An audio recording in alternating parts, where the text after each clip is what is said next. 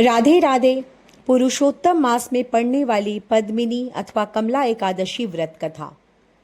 धर्मराज युधिष्ठिर कहने लगे कि हे जनार्दन, आपने सभी एकादशियों का विस्तार पूर्वक वर्णन कर मुझे सुनाया, अतः अब आप कृपा करके मुझे अधिक मास के शुक्ल पक्ष की एकादशी का नाम क्या है तथा उसकी विधि क्या है, इन सब के बारे में बतलाइए।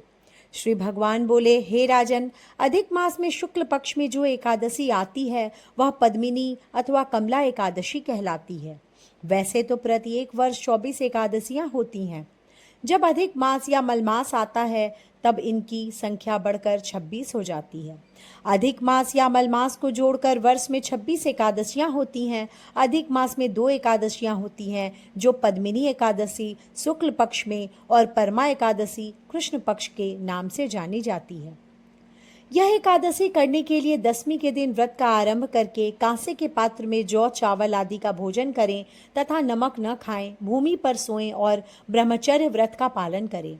एकादशी के दिन ब्रह्म मुहूर्त में शौच आदि से निवृत्त होकर दंत धावन करें और जल के 12 कूले करके शुद्ध हो जाएं। सूर्य उदय होने के पूर्व उत्तम तीर्थ में स्नान करने जाएं। इसमें गोबर, मिट्टी, तिल तथा कुशा व आंवले के चूर्ण से विधि पूर्वक स्नान करें। श्वेत वस्त्र धारण करके भगवान विष्णु के मंदिर जाकर पूजा अर्चना करें। भगवान कृष्ण बोले, पुरुषोत्तम मास में अनेक पुण्यों को देने वाली एकादशी का नाम पद्मिनी है। इसका व्रत करने पर मनुष्य कीर्ति प्राप्त करके बैकुंठ को जाता है, जो मनुष्यों के लिए भी दुर्लभ है। हे राजन, ध्यान पूर्वक इस कथा को सुनो।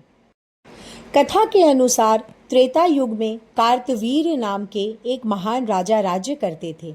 वे बहुत पराक्रमी और धर्मात्मा थे, लेकिन उनकी कोई संतान नहीं थी। संतान न होने के कारण राजा और उनकी पत्नी रानी पद्मिनी अत्यंत दुखी रहते थे। राजा ने अनेक यज्ञ, दान और पुण्य पूजा पाठ किए, लेकिन उन्हें पुत्र की प्राप्ति नहीं हुई। एक दिन राजा ने राज्य का भार मंत्रियों को सौंप दिया और अपनी पत्नी पद्मिनी के साथ वन में तपस्या करने को चले गए। दोनों ने वर्षों तक कठोर तप किया। राजा कार्तवीर्य ने हजारों वर्षों तक भगवान विष्णु की आराधना की, लेकिन फिर भी उन्हें कोई वरदान प्राप्त नहीं हुआ। तपस्या के कारण राजा का शरीर अत्यंत दुर्बल हो गया। रानी पद्मिनी ने अपनी पति की ऐसी अवस्था को देखकर चिंतित रहने लगी। एक दिन वे वन में भ्रमण करते हुए महान पतिव्रता अनसुईया माता के आश्रम पहुंची। रानी ने माता अनसुईया को प्रणाम किया और विनम्रता से अपनी पीड़ा सुनाई। रानी पद्मिनी की भक्ति और पतिव्रता धर्म से प्रसन्न होकर माता अनसुईया ने कहा कि हे देवी, अधिक मास की शुक्ल पक्ष की एकादशी को पद्मिनी एकादशी कहा जाता है।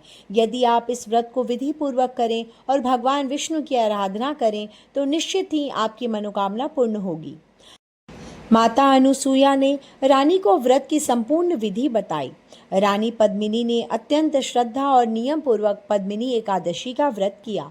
उन्होंने पूरी रात जागरण किया, भगवान विष्णु के भजन कीर्तन किए और द्वादशी तिथि में ब्राह्मणों को भोजन कराकर दान दक्षिणा दी।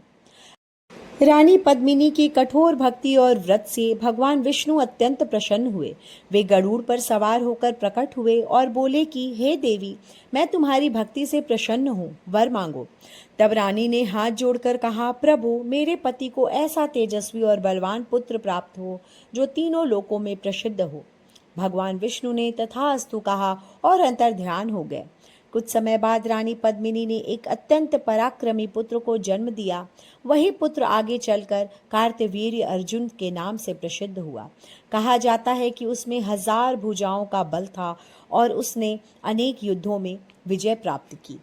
अधिक मास में पड़ने वाली पद्मिनी एकादशी का विशेष महत्व है। इसे साल भर में पड़ने वाली सभी एकादशी से अधिक पुण्य की प्राप्ति हो सकती है। इस व्रत कथा का पाठ करने से वाजपेयी यज्ञ करने के समान फल की प्राप्ति होती है। जाने अनजाने में किए गए पापों से मुक्ति मिलने के साथ सुख समृद्धि की प्राप्ति होती है। इस व्रत कथा को पढ़ने या फिर सुनने से संतान प्राप्ति का भी सुख मिलता है। बोलो श्री हरि विष्णु, राधे राधे।